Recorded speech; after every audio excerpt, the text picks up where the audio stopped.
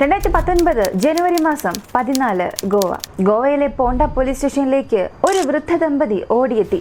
മകൾ യോഗ്യതയെ കാണാനില്ല എന്ന് അവർ ഒരു പരാതി നൽകി. പരാതി ലഭിച്ച പോലീസ് അടുത്ത ദിവസം, അതായത് ജനുവരി മാസം 15-ന് ആ ഗ്രാമത്തിന് പുറത്തുള്ള ഒറ്റപ്പെട്ട കൃഷിസ്ഥലത്ത് യോഗ്യതയുടെ ശരീരം മരത്തിൽ തൂങ്ങിക്കിടക്കുന്നത് കണ്ടെത്തി.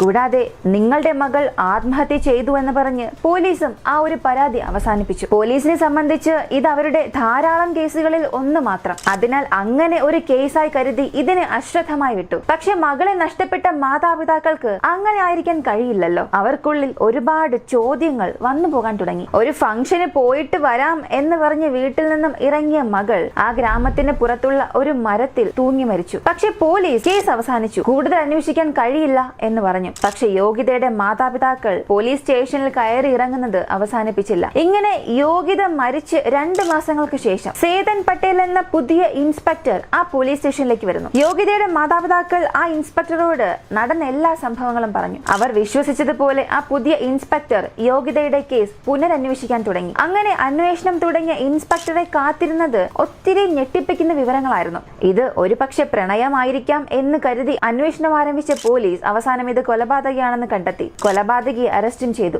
ഇതോടുകൂടി യോഗ്യതയുടെ കേസും അവസാനിച്ചു. പക്ഷേ ആ കൊലയാളിയുടെ കേസ് അപ്പോഴാണ് ആരംഭിച്ചത്. അതെ, 2009 ഗോവയെ മുഴുവനും വിറപ്പിച്ചയാൾ